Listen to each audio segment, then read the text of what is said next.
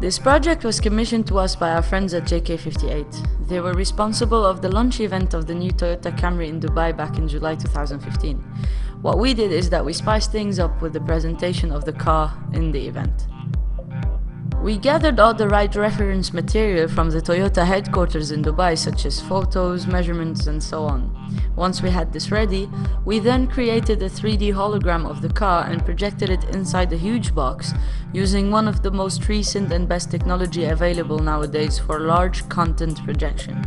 It's called Pepper Ghost projection, and it made the car look like as if it was floating or flying inside that big box.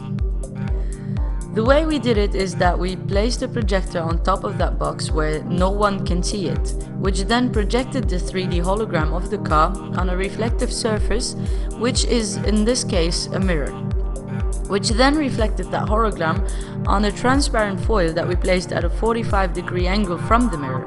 And this is what made the trick of the floating or the flying, if you want to call it. To make it a bit more interesting, we wanted the people to be able to interact with the car, and since we used the latest technologies to do that in the projection ways, we thought of doing the same with the interaction.